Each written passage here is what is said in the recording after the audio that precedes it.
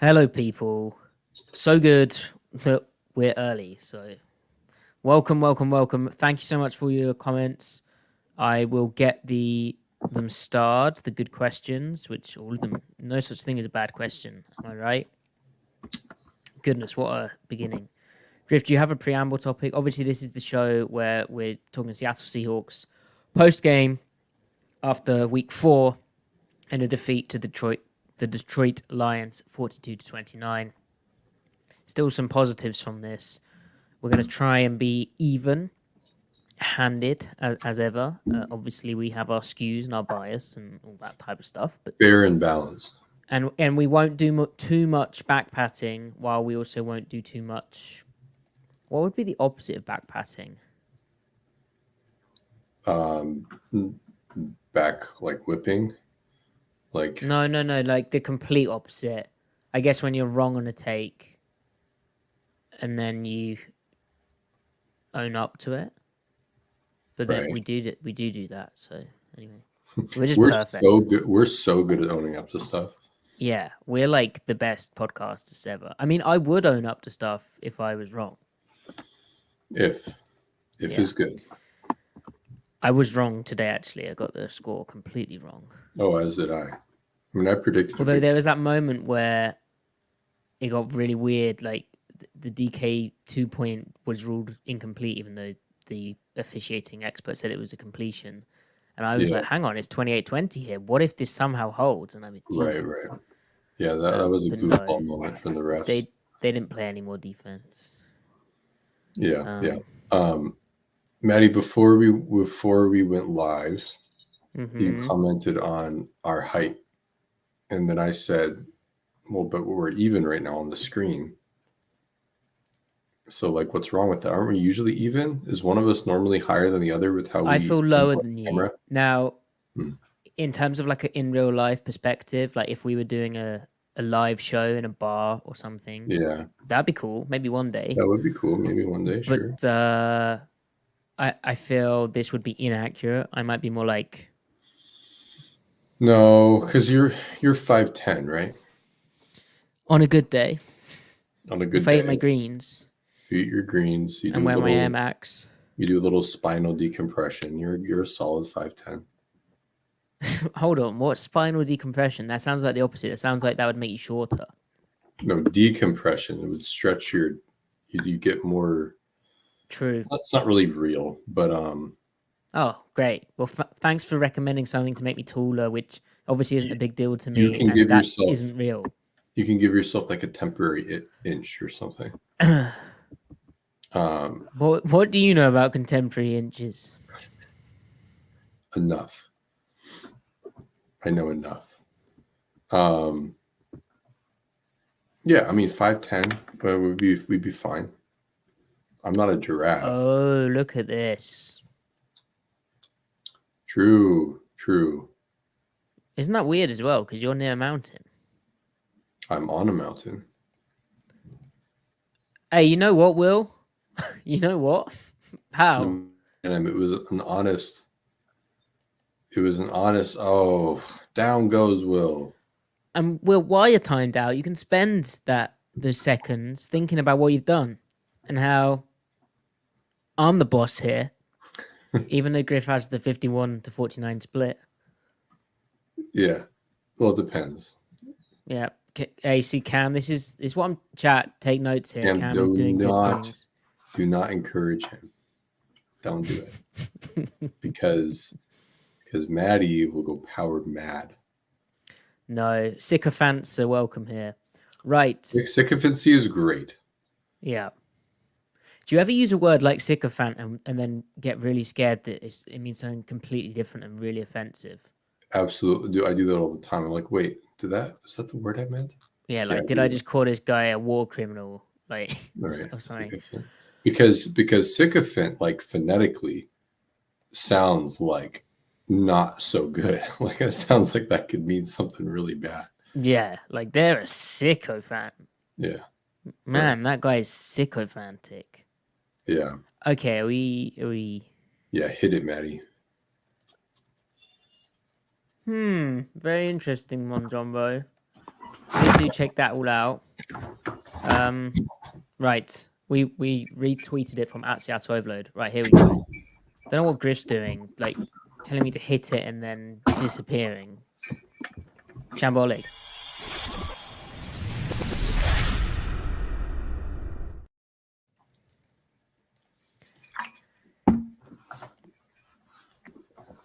Welcome to the Seattle Overload podcast, where the Seattle Seahawks have fallen to 3-1. Can you fall to 3-1? But anyway, they've lost a game on the road at the Detroit Lions, week 4, 42-29. And this is a game where there's so many positives because we saw a championship team struggle to deal with a Seattle Seahawks offense for the majority of the game. We saw the Seahawks make a defensive stop when they had to. We also saw a very struggling defense and ultimately a defeat where Seattle's offense ran out of bullets right at the end, and Mike Macdonald left in his post-game press conference as head coach of the Seahawks, bemoaning how they were not good enough on defense and repeating that line time and time again. It almost was a motif to his entire press conference, and perhaps a fitting one given what the defense showed. Griff, you can decide where we take this. Do you want to go with the positive of Geno Smith or and Ryan Grubb and a blossoming relationship? Or do you want to go with the negative, which is the defense? Although I'm sure this podcast will be dosed with a heavy level of cope. I mean, my mind wants to talk about the defense, but it shouldn't get lost tonight that we kind of saw the offense break out a little bit. The first 3 weeks, I mean, you could see the hints of competence, right?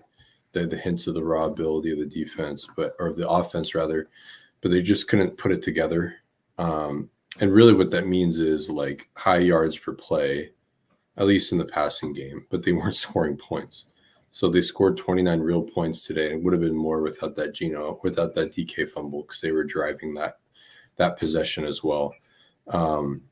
It felt cohesive. I said early on in the game, it didn't feel cohesive. And then I think they just kind of worked through that.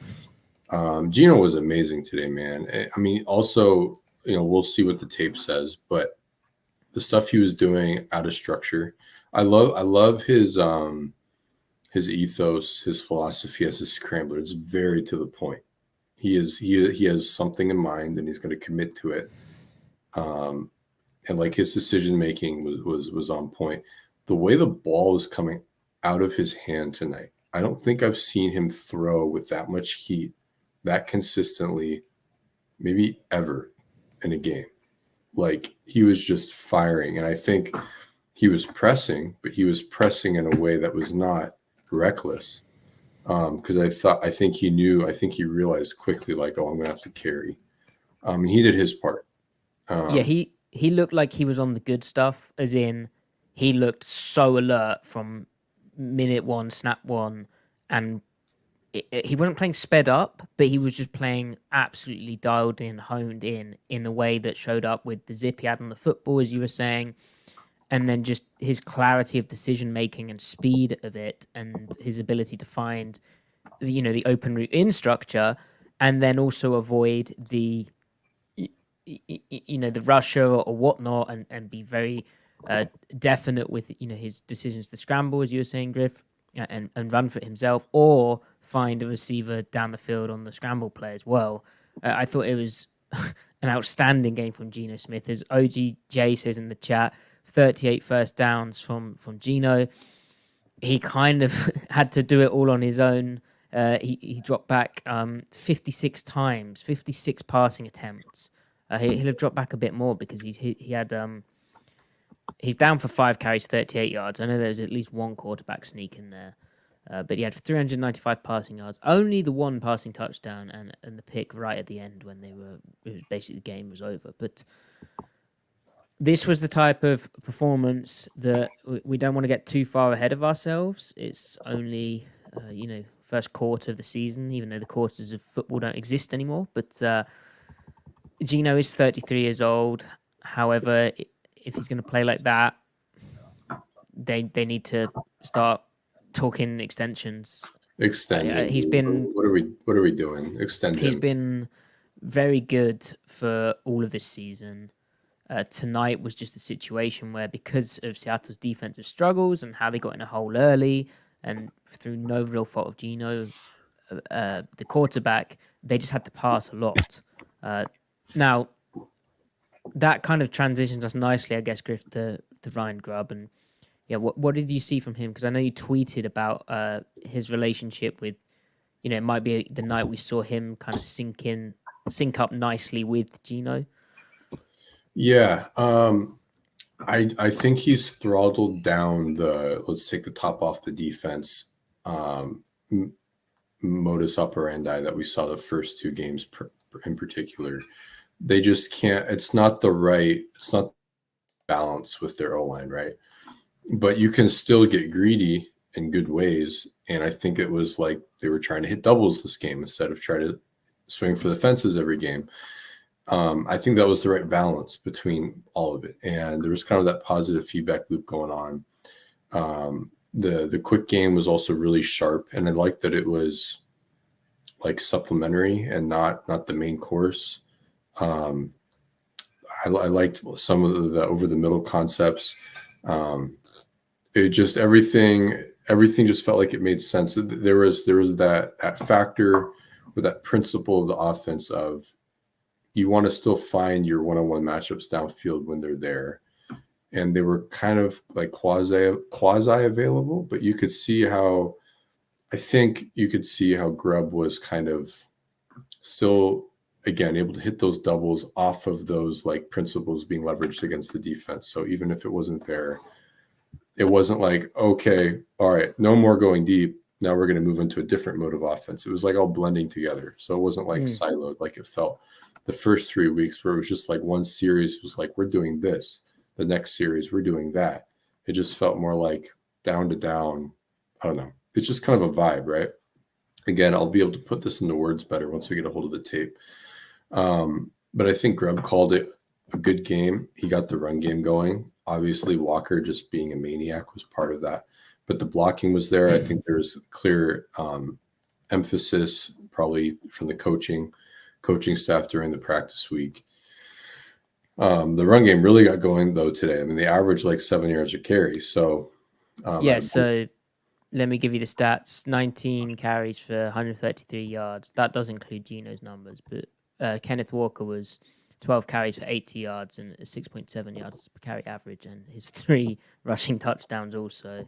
Yeah, you like the run game. Right. I will say, though, like, dude, where's the play action? Like, come on now. It's. I mean, only Geno had a great game. Griff. Was there a lot of play action? Yeah, I mean, there's so many passes, so it's really hard to recall. And as you said, when we get the tape, it'll all be a bit clearer. But I actually felt this was the game where they started killing the lines with play action after a bit of bit before the run game popped. There's quite a few boots, and I mean the Lions couldn't stop anything. Right. To me, I know game state and playing from behind, as I said, influenced how much they had to pass or felt they had to pass. But I'd be so shocked if they're able to have this. Do you have the pass rate numbers on you? Like the pass rate was crazy. When they actually ran the ball, it felt almost like a tendency breaker until Walker just started. And they started blocking it well, but it just started hitting big. But I cannot believe that Grubb will be able and Geno will be able to sustain that through a whole season. That said, as you mentioned, that it seemed quite a good blend of different passes. I think what also helped them was the Lions' game plan on defense. I was like, there's no way, especially with Brian Branch out, who's their star nickel defender. I think he's top 5 in his position at the league. In his second year, he's playing just as good football, I believe, as he did in his rookie season. For them to play as much man coverage as they did, seemed crazy to me. Like they were just and not just man, but going. I can't even remember the corner's name, which is slightly disrespectful.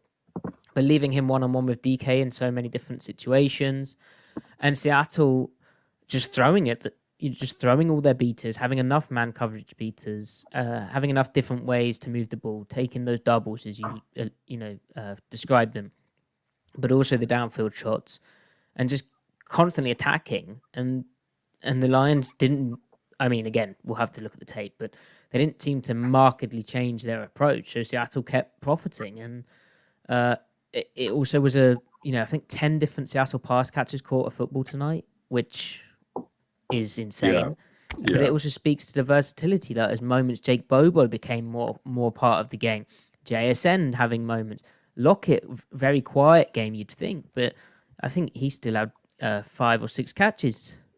Yeah, 5 catches for 61 yards. He's actually Seattle's second leading receiver. I mean, Metcalf's the star with 7 catches for 104 receiving yards, and he was the real problem for them. He drew quite a few defensive pass interference penalties, but for that fumble, where it comes from straining, and Macdonald says afterwards, we'll perhaps try and coach him not to. We'll never coach him not to strain, but maybe we can be a bit smarter in that situation. Yeah. I mean, I don't know what to really say about the offense because it was so impressive, and I guess for me the big positive, the two big positives are one, Griff Metcalf able to make those tight contested catches. Like he did have one where maybe he could have caught it, but in general, similar to last week where he made that impressive grab over a defender in traffic, this week he had a very impressive toe tap catch early in the game. And if he can start doing stuff like that, and if he's targeted this often, and defenses will pay closer attention to him and double him a bit more than the Lions did today, but surely that could actually be him becoming, he has the wide receiver 1 build. That could be him becoming like a nutso player and getting paid like a nuts contract. Like we're talking genuine wide receiver 1. Yeah. And I think with that, you'd essentially be getting DeAndre Hopkins kind of level play from your split end, from your X spot, which really, I mean, they have a very similar route tree, at least what DeAndre did with Kyler Murray. What he did in Houston was a lot more diverse. But what he did in Arizona, sorry, as my dog is making his bells. Excited. Yeah, what he did in Arizona was very similar to DK's route tree, but the one difference that Hopkins gave his offense over Metcalf is that he could high point the ball pretty consistently. He was an elite ball winner. I don't know if DK will ever be the elite ball winner that DeAndre was, but it gets you in that general direction, right? Obviously, he's a little bit more of a pure speed threat too, obviously, but again, working out of the same like usage and the way that you attack the defense with him. So yeah, really cool to see that. I hope we continue to see more of it. I do think though, it was again also cool, as you mentioned, that they can distribute the ball the way that they did, but that principle of all 3 big names can't eat on the same day. So like it's 2 at the top, and then the third guy gets relegated to kind of being a quick game guy or a check down guy. JSN today was the guy who kind of took the fall to 51. 8 catches. 8 catches for 51 yards. Right. So on 12 targets, that's like to the short guy. That's 4.25 yards per attempt. Yeah. That's not JSN being unlocked. That's a volume of just passes, and so the checkdowns have to go somewhere. Right. It's got to go somewhere. So it's going to be a rotation every week on this season. JSN has one great game, production-wise, 117 yards.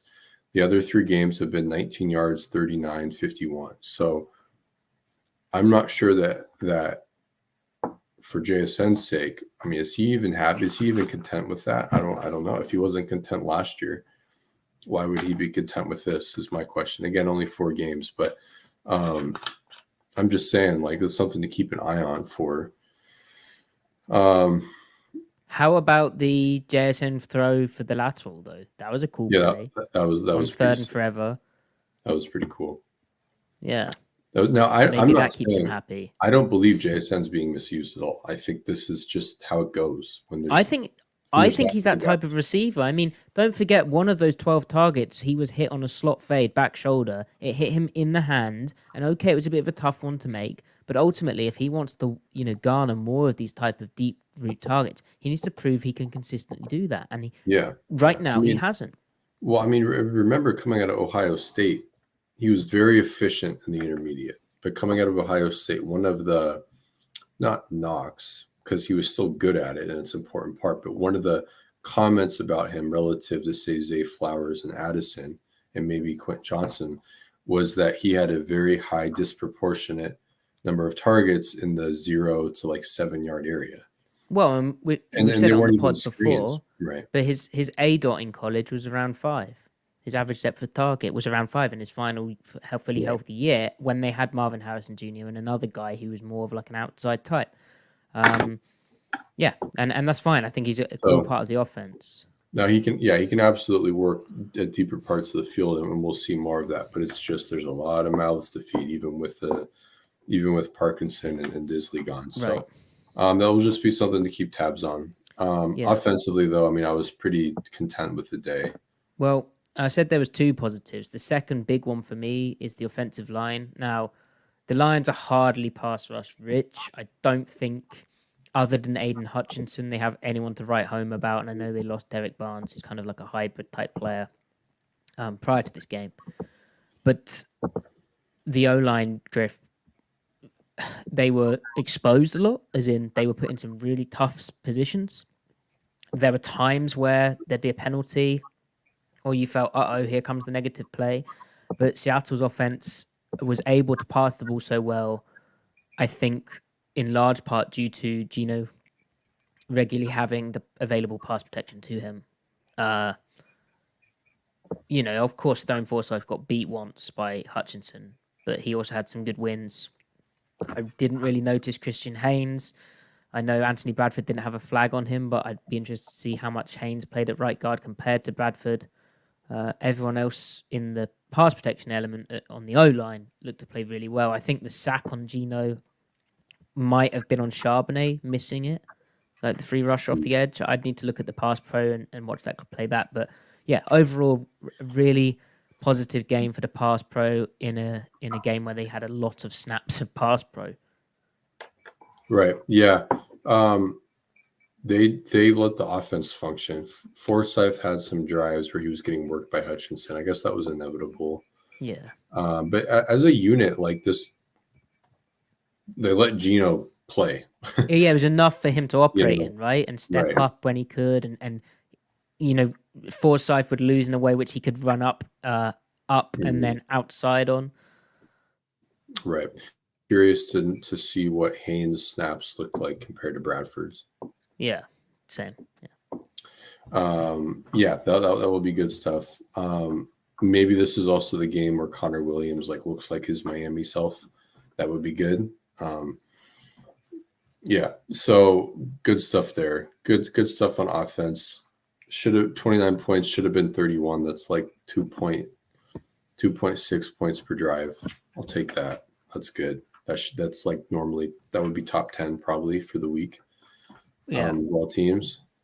Well, you say should have been 31, and you're of course referring to the DK Metcalf 2-point attempt catch. First of all, what did you make of the decision to go for 2 from Mike Macdonald quite early in the game? We have a kind donation. Thank you from Dand 393. Genuinely look forward to your guys' pod every week. Are you concerned at how badly Macdonald appeared to get outcoached by Johnson? Or was it more player error? We will talk about the defense, of course, but let's extend that more to Macdonald's coaching decisions first, and that 2 points. So first of all, Griff, one, did you clearly think it was a complete pass, and I know the officiating expert said he thought it was 2, but 2. What do you think of them going for 2 that early? To me, it seems strange that they went for 2, didn't get it per the officiating crew on the day, and then wouldn't the analytics say to keep going for 2? I personally don't have the same information they have. I'm probably too stupid on this one. I think all the models suggest to go for it there. I think when you're down 8, you should go for it. Okay. But I don't really care. I'm agnostic about it. And you think DK caught that? Because to me, his problem is he's 6'4", so like his knee is so like his leg's so long, or his lower leg, that his knee sort of seemed to go out. Yeah. Or his quad. That is. But hey, it's in the past. I'm gonna it let doesn't matter. Well, someone's upset. Someone is very upset about this. Now, the other thing, of course, which happened with the offense is the 4th down to Tyler Lockett, where Seattle, 4th and 3, they have to get it. Geno Smith sprint out, brilliant call from Ryan Grubb again when they needed it most. And the ball is caught by a wide-ass open Jackson Smith-Njigba. And it's like, wow, that's brilliant. And then, of course, there's a flag. Oh, my word, there were so many penalties in this game. These officials, like last week, were working. I need to actually find team stats. Let's find how many penalties there were. It's the year of the 70. 9 for 70. Detroit, 12 for 101. They were... Honestly, this was the refs' breakout game. They were setting the tone. Yeah, I'm going to be watching out for them in future weeks now. So, yeah, the Lockett one, what was annoying about that to me, and I feel Lockett could have just actually ran a bit more of a route, but then I also think he felt he was actually potentially going to be able to get the football there, because it's the type of route where if 2 go out to the flat with JSN, then Lockett maybe is in a window, but he did kind of run it aggressively. However... for him also, there was kind of no need for him to do that, because the Lions were in the look Seattle expected, which was man-to-man again, and JSN became wide open because of just the concept. It had nothing to do with what Lockett did. Lockett's guy followed him. I don't know why the officials called it. To me, shows the officials don't understand man-to-man defense, because... They don't know. It had no impact on the play. The officials don't know ball in the way that the coaches do. And it came in late and from an official who, I don't know why he's looking at that part anyway. Like, he's watching the ball, I think. Anywho, Griff Dew, that was an unfortunate one, I guess. Yeah. And then the final one would be the lack of defensive holding called on the offsides, where Geno threw it up to DK when the Lions jumped off, and instead of getting the ball at the goal line, it became a 2nd and 1 for Seattle. It would have been. I mean, I think he was being affected. Sorry, I called it defensive holding. I mean, it's DPI. Yeah, he got tackled I mean, they let them play sometimes to like stop guys boxing out, but they were get his back turned. They were really letting them play on DK. I think refs, I don't know if it's psychological or not, but I think the big guys, they don't stuff on for the big receivers. It seems to be the smaller receivers. Anyway, though, that's sorry, I'm confiscating a dog toy for my dog because he's making noise. He loves this one. I'm sorry, Miles. It's okay, buddy. It's okay. What's so noisy about that one in particular? Because he's gnawing on it and it's making noisier than the bells. Not noisier than the bells. Why every podcast we do, the bells come out? Yeah, the bells come out. Well, he's got bells on his collar. And so when he scratches himself. Oh, well, he shouldn't be scratching. He's just grooming. It's not like it's grooming. It's not like a hot spot or anything. Oh, I see. Anyway, so do we want to chat defense? Well, real quick, I'm putting it off. What did you think of the final? Well, it wasn't the final, but the 4th down where if Seattle's going to do something in the game, they've done really well to march the ball down the field. They were within 2 scores, so basically, if they'd scored a touchdown, got the 2 point, it would have been a 1-score game. And they've done great to get down 4th and goal and have it be before the 2-minute warning when they had 2 minutes. Before the 2-minute warning. I think it's 2 minutes 19 seconds on the clock. Seattle had 2 timeouts remaining. So what you do is you throw the touchdown, you get the 2-point, easy as pie. You can even kick it long to them if you fancy, but you may as well just, oh, good boy. But you may as well just go for the onside kick. If you don't get it, you have the 2-minute warning and you have 2 timeouts. You can probably get the ball back on offense and put together a 2-minute drive. Then you can go down the field, score a touchdown, go for 2 and win the game without needing overtime. And Geno Smith is a hero. Ryan Grubb's a hero. The defense is heroic for getting the stop. But ultimately, Griff, that 4th down play where they needed to score the touchdown the first time, if you're still with me here, Connor Williams snapped the ball while it looked like Mike Macdonald, and he said this afterwards, Geno Smith wanted to take a delay of game. So a very specific scenario where you only have 2 timeouts left. It's just over the 2-minute warning. They're thinking they want to preserve a timeout. Connor Williams' muscle memory kicks in. He snaps the ball with 1 second left on the clock. And unfortunately, no one else is ready, and it becomes a scramble drill. What do you think of that, Griff? Is that just one of those things, or could they should have been better prepared, a critic would say? Yeah, just a dinky, one-off annoying thing. You're not firing anyone? No, I'm not firing anyone yet. I'm not searching for Ryan Grubb tweets. Yet? My gosh. Yeah, it's whatever. It's unfortunate. If it happened in a longer tenured head coach's era, that would be highly criticized. It would be concerning. It would be an area for concern. It would be a major topic on Twitter. Perhaps. What is a major topic on Twitter is the Seahawks defense. It's also a major topic in our chat, and if you want to get a question asked and us to try and answer it, please do get it in there. It's super simple. I've starred them so I can see them. Griff. Will asking, back from timeout, Will. Congratulations. Was the defensive performance a big cause of concern, or is most of it chalked up to the absurd number of defensive injuries? That is that is the question, isn't it? Yeah, so here we go, right? So I think for me defensively, this game only, once again, it was another game of no surprises. It only confirmed what we thought we already knew about this team, which is rare because past seasons, we don't always, we think we know things about the team, and then the way the season goes, it's like good and bad, different things occur, right? But so far to this point, everything about this team makes sense. Like, there are no surprises. The only surprises are maybe the severity or intensity therein of it's surprising that they're this good in this area. They thought they were going to be good, or it's surprising they're this bad in this area that we thought they'd be poor in.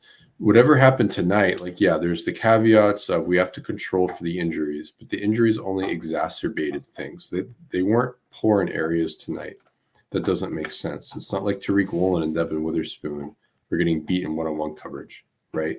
It's not like Derek Hall had a bad game, right? Who's a good player. It's not like Jaron Reed had a bad game. The too high structure has some serious problems fitting the run, just the way they do it. And they've had to this point bad pass defense over the middle, at the intermediate middle, and without extra heat up front from injuries, pass rush wise on Goff, and with Goff being a better quarterback and the Lions being better constructed than the previous 3 teams they've faced, that's going to be an even bigger problem. That's what happened. Like, their over the middle pass defense was bad. Their run defense in too high was really bad. I don't know what the 1 high run defense was like. I wasn't paying close enough attention for that. But those are those problems. And as answering the question of, well, does it start with Macdonald? Is it Macdonald, or is it just players? I think that ultimately it starts with personnel, but then you get into that negative, you get into that feedback loop, positive or negative. Personnel is affecting the scheme, and the scheme further affects the players, etc. right now, and they're not finding that balance to kind of break that cycle. And they're going to need to, but like all of what happened tonight was already in the previous 3 games. Like you're just taking the worst parts of the previous 3 games and extrapolating it out and blowing it up, and that's what Ben Johnson did. So like credit to Ben Johnson. But like straight up though, like this defense is not going to be a top 5 defense. If we thought maybe in the back of our mind this defense was capable of even greater heights than our even maybe wildest ambitions or wildest projections preseason, it's not going to. This defense is trying to reach that like top 10 to 12 range, in my opinion, because I said it in the offseason, Mike Macdonald doesn't have his guys at the right spots to be that. So, Matty, what are your immediate thoughts? Well, Will, thank you for the donation, Will, as well. Appreciate that. My immediate thoughts, a boring thing, but it's a repetition of what we've said. I mean, when you're missing Leonard Williams, Byron Murphy, Uchenna Nwosu, Boye Mafe, so your entire starting D-line, really, other than Jaron Reed, if you're talking base. Also, Jerome Baker, your projected starting Will. Then midway through the game, your starting safety, Julian Love, goes down with a quad contusion, and he misses time, probably midway through the 3rd quarter. That's obviously tough to overcome. At the same time, there's levels to this, and a lot of the things the Lions were doing to Seattle came off more to me like scheme areas of weakness or personnel areas of weakness that even if all those players had played, those problems would still have been problems. It's just great players can make plays or do things that can mask some of those problems or make sure those problems never ever get seen, or they are seen on the tape, as we'd been looking at the previous week and warning people that this is something the Lions are going to do, or something the Lions will try and probably do better than the Dolphins were doing. And then those players are missing. So that obviously is a massive factor. You know, injuries are part of the NFL. The Lions were missing their Pro Bowl center, obviously not for 6 guys, but they were missing someone. But it's telling to me, and they're always going to do this, but Mike Macdonald was not buying injuries as an excuse, nor was Jonathan Hankins. He completely rejected that. And what I'd say about the run defense in particular is some of it was too high stuff. Some of it was also when they're in one high, they're trying to get after stopping the run a bit more, and they are still unable to. And I felt that had been a problem in past weeks too. You know, there was weak runs that the Ravens' run defense for the second half of the season, as I've belabored the point, but they were bad against gap stuff, even when playing one high. And the Lions did their fair share of gap runs. You know, power without the puller, some pull concepts, which caused Seattle issues too, even when they're trying to stop the run and they're playing bigger in the box. I felt a big part of the game actually was Macdonald sort of realizing I need to try and stay on top of the run here and trying to bring pressure designed, you know, primarily actually to stop the run. And then the Lions having their answers off that because their offense is multifaceted and very effective. Now, you can say that Jonathan Hankins and Jaron Reed and these types of players aren't Leonard Williams and Byron Murphy. And of course, you'd be correct. But they've been playing damn good football against the run. And, you know, Mike Morris and Miles Adams are okay. Derek Hall and Draymond Jones are solid. And all I'd point towards is in 2020, the Seattle Seahawks, they had the 4th best run defense by yards per attempt, 3.9 yards per attempt. And their starting D-line was LJ Collier, Jaron Reed, Poona Ford, and Bruce Irvin. Now, schematically, they played a lot of bare fronts. Like, there's things you can do to fit your players. And I felt Seattle didn't do that good a job of that run defense-wise this game. But it's a one-game sample size. You don't want to overreact to things. It's just, for me, it's also a second half of the season sample size with the Ravens where every scheme has its weaknesses, but you know, the good teams are going to keep finding them unless you start shifting the point a bit more. And Macdonald did a few things this game which were good. Like they did get a stop right towards the end where he moved the front into like a 6-2 type reduced over type look. But it, as Macdonald said, it wasn't good enough. And that's not even talking about the pass defense where, everyone was healthy other than Jerome Baker, and the pass rush was slightly lacking. And as the D-line tries to stop the run, their pass rush and they're getting up the field, which we'd seen in previous weeks, that goes out the window too. But the rest of it, other than Baker, everyone's healthy on the back seven. And, the Lions had... Jared Goff went 19 for 19 for 273 passing yards. There seemed to be multiple busts on the back end. Hankins attributed a lack of communication in his post-game press conference and said the discipline was lacking, that wasn't sound football. Macdonald, I know we had a question on the big play to 9, Jameson Williams. Where is that? But Macdonald described that as a massive bust afterwards, which I'd like to get your thoughts on. Here we go. So, I've read that one out. Thank you. But yes, I think Macdonald did get out-coached by Johnson. Like Ben Johnson is a play caller, out-called what Macdonald did and stayed ahead of him. And it's rare to see that from a Mike Macdonald team. Like I haven't seen that often, because Macdonald's skill is usually he is ahead of the opposition play caller, and if the opposition play caller starts doing tricky stuff, Macdonald has an answer or two that ends up working and stays on top of something or moves the weak point in an effective way. Whereas tonight was the complete opposite. And I don't want to overreact to this. Like this can happen to any team, any play caller. It's the NFL. Like it's very, very difficult. And the Lions, arguably, as we said heading into this, why we're so excited for it, they're arguably the top offense in the league. And when they're cooking, they're special. Yeah. Rushing wise, they had 116 rushing yards, 4.1 yards per rush. It honestly felt like more. That might be some of the goal line carries influencing that. It was just the effortless way that they moved the football throughout this game, really. Yeah, I don't know if, I mean, yeah, he got that coach today, right? But like, I don't know if it's as simple as,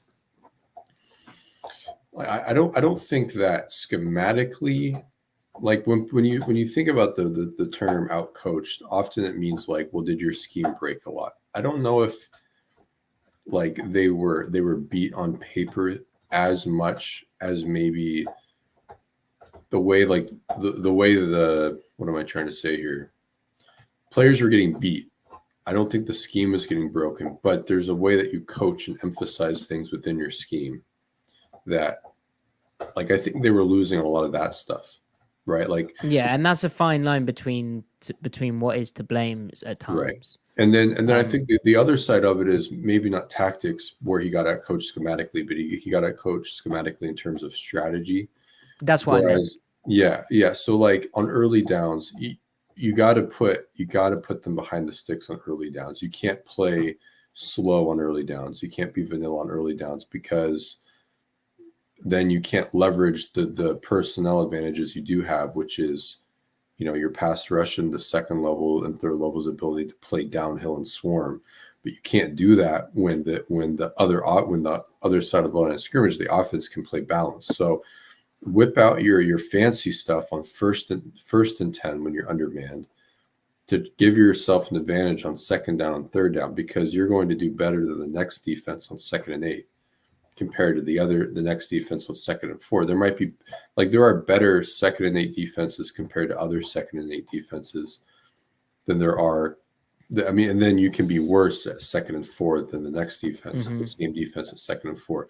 The way that they were constructed tonight, they were not built to be 2nd and 4. They were not built to be in 3rd and 3.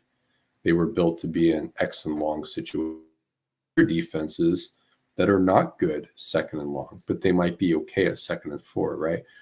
So I think strategically, like, I just think McDonald's MO needed to be bring heat early, and I think he was just content does he to be not do like that this. though?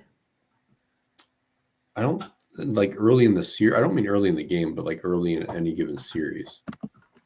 Well, that's sort of what I meant by Johnson being ahead of that is because when the times he did, in my mind, they Okay. got a few run stuffs, but then bringing heat was what got Jameson Williams on that long touchdown. Like the Lions True. picked up the heat well, and it felt like a lot of what they tried just didn't come off. Yeah. Now No, I we hear were you asked on that. about the Williams touchdown because the broadcast said, as Monjombo points out, that Devin Witherspoon missed the crosser on the 70-yard touchdown. Was he actually out of position? It feels as though he was a step slow all game, but could be systemic disorder. We also have another question on that saying it looked like cover 0. Spoon was the only one covering Amon-Ra St. Brown, and if he hadn't stayed on him as long as he did, then Amon-Ra would probably have scored the touchdown instead because St. Brown was, of course, running the deeper sort of skinny post, like the alert, and Williams was running a slightly shallower race route, breaking across the field in the other direction. What was Spoon supposed to do there? It's obviously hard to know. McDonald calling it a massive bust, Griff. I mean, what's your take on that play? I need to see. I think I'm seeing it right now. Trying to watch the replay on YouTube. There's no way he is the. So off the broadcast, it's a 5-man rush. Yeah, they send the safety. And he is it looks like a cover 2 invert. So he'd be the half safety, but he's playing a half shell, not like a quarter. So who would be the who would be responsible on? I feel like maybe Dodson. I mean, Witherspoon messes up in that he doesn't make the tackle, right? But I don't know if he necessarily is the one who gave up the reception. Yeah, I mean, I've seen a narrative forming that he's been a step off it this season. He had a missed tackle tonight where he went too high on David Montgomery and got punished for it. And that was a big play that ended up happening because of that. But, last week we were praising him. I thought he had a really, really good game last week, albeit against a poor quarterback. And I think it's a big overreaction to say he's a step off it, particularly on that touchdown where that wasn't on him. I would say, Griff, that they have been passing routes off like that to each other, but only in quarters. To do that in inverts, where, as you say, they're both deep half players, and it's a pressure. I'm kind of surprised. Is it Woolen's guy who was Woolen in on Jameson Williams initially? Because I'm curious why the corner on that side in that deep half didn't just run with it. And squeeze that route, because at a certain point to pass them off at that speed, especially if you're trying to pass off a route at that depth to your other guy, your other deep half, and he gets a skinny post like Spoon did, it's just not going to work, is it? So that's quite surprising to me. But I also feel, as you pointed out, if it's an invert pressure, when Seattle's run invert pressures in the past, they have still had a bit more of a deeper middle hole presence, which I believe on that play, as you said, would have been Dodson. And it's curious to me that he wasn't doing that on that play. And it could also be that they weren't supposed to play 2 invert there and that the check should have been into a 3 deep, 3 under fire zone type concept on the back end. Although I don't know who'd be the post safety on that play. Everyone seemed to be playing this, like it didn't seem like one guy thought they were in another coverage. Right. They all clearly were playing invert rules with like a 2 deep, 3 under. Yeah, which there's other examples, so we'll have to look at them. This is a play that they've run this coverage most often when sending both cornerbacks on blitzes, which sounds crazy, but they've done it a number of times this season. So I'll have to go back and unpick it. But yeah, it's definitely if they're putting that on Spoon, then I don't think that beat is going to keep hitting because it's impossible to cover it if you're asking Spoon to peel off like that. The skinny post will get thrown every time. So yeah, we'll see if McDonald actually chooses to elaborate on that one anymore or not. I imagine probably not, but it's one which other teams will start trying to run it on them. and we'll see. But McDonald was pissed about that, which I guess he would be. But he seemed very pissed. And I did like how McDonald when he opened up the press conference, the first thing he said was he was proud of how hard they played.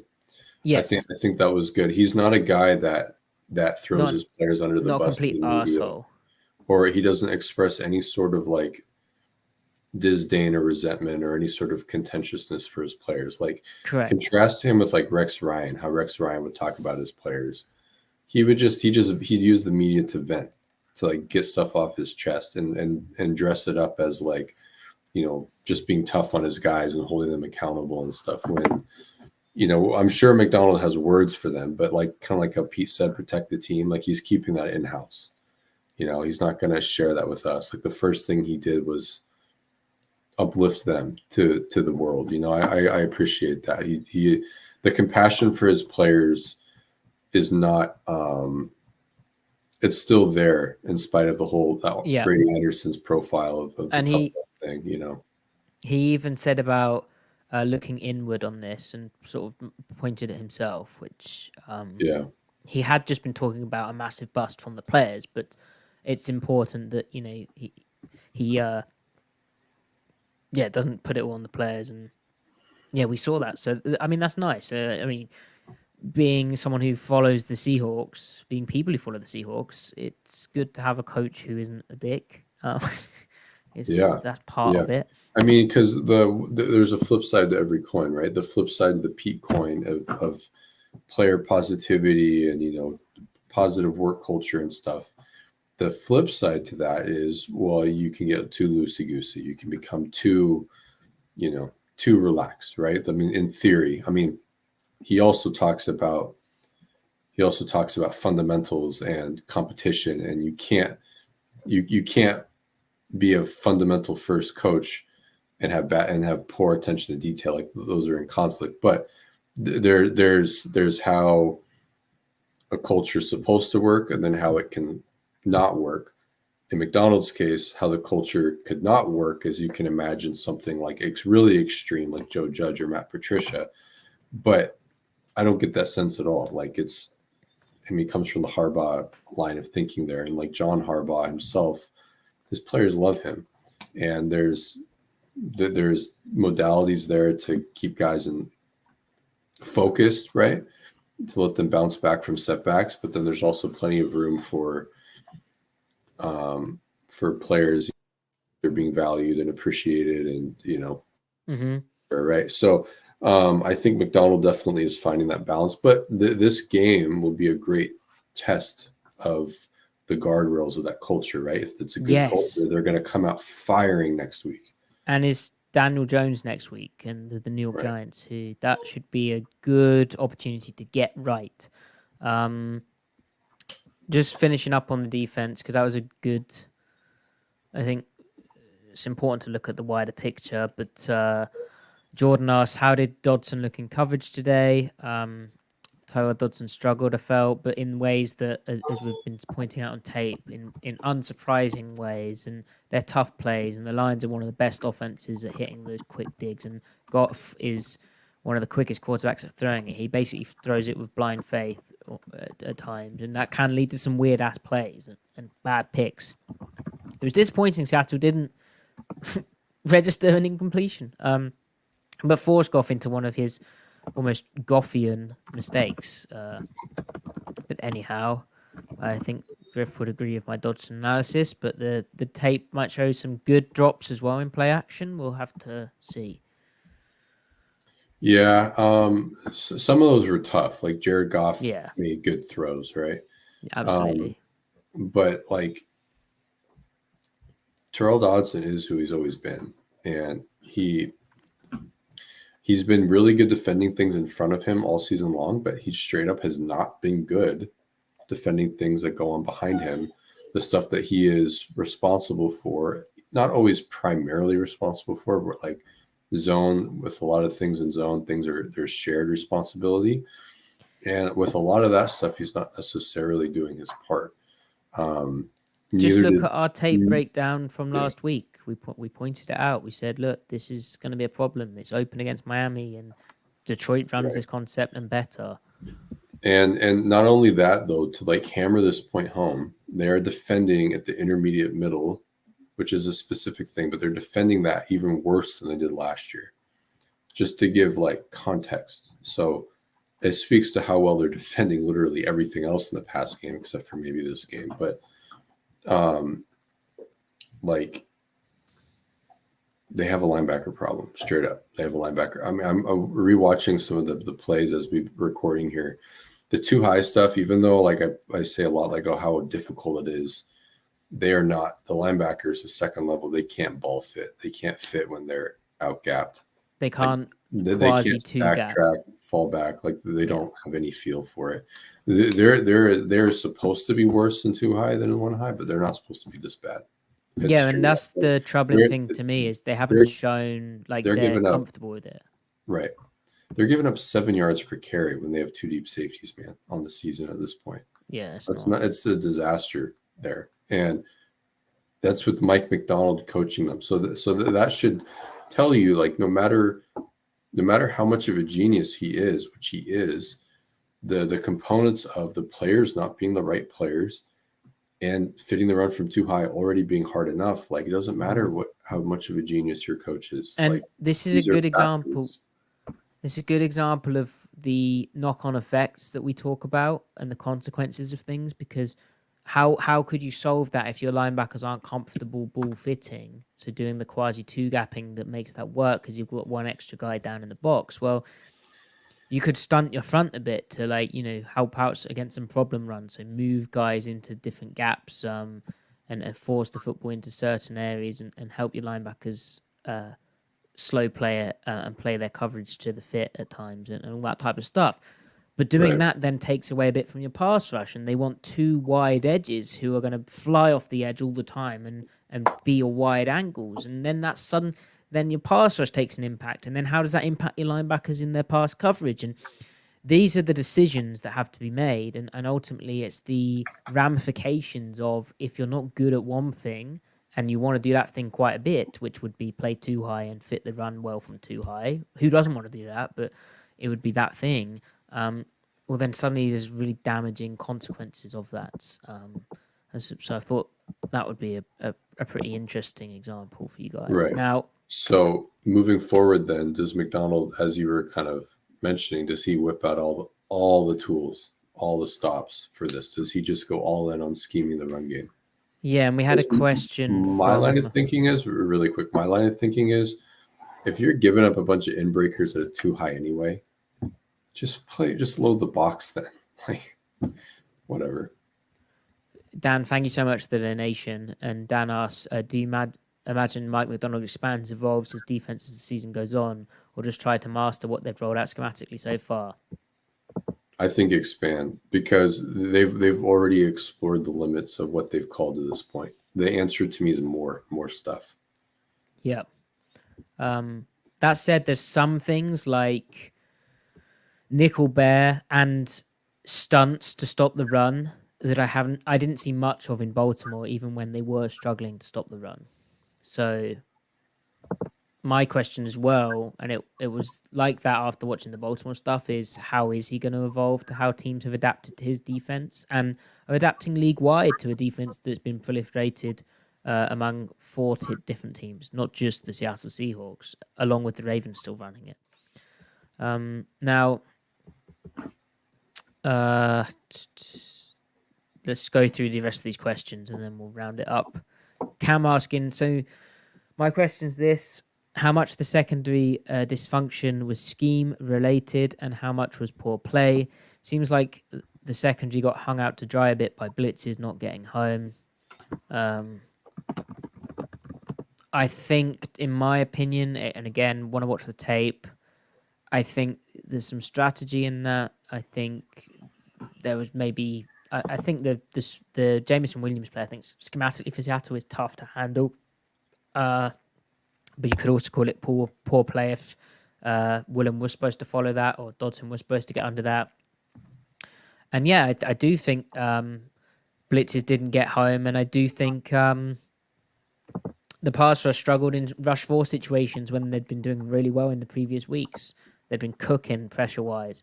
So, yeah, I think it's a combination of all of them, Cam. But,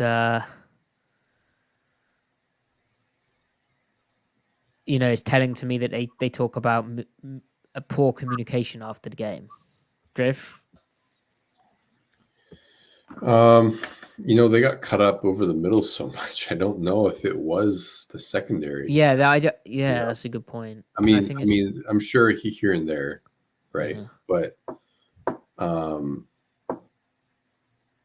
it's the linebackers and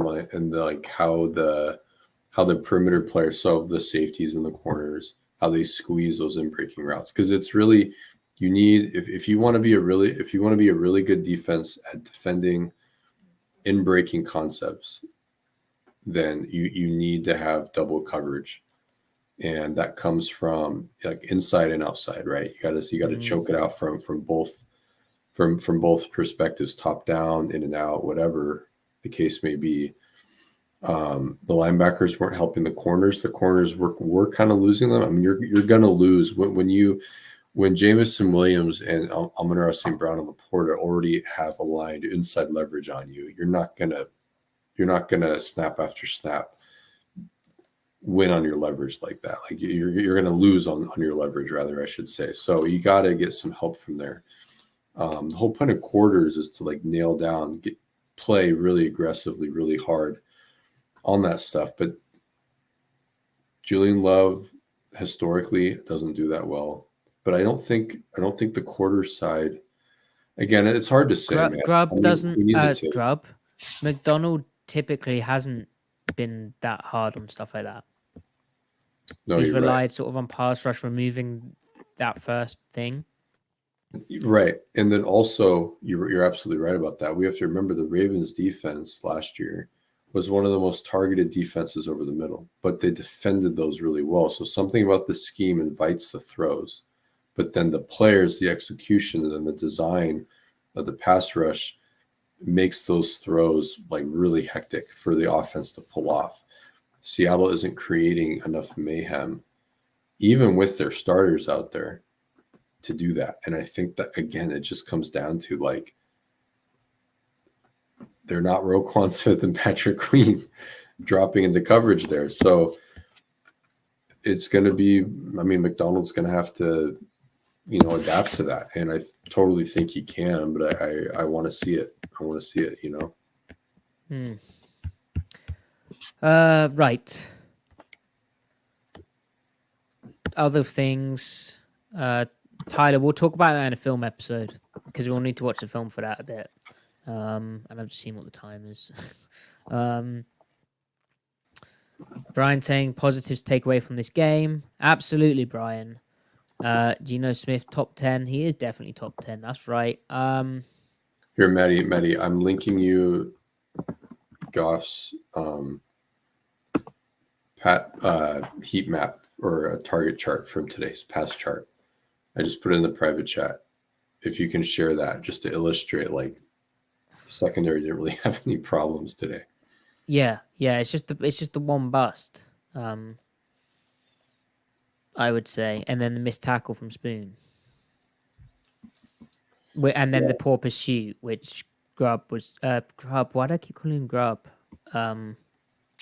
Macdonald was talking about.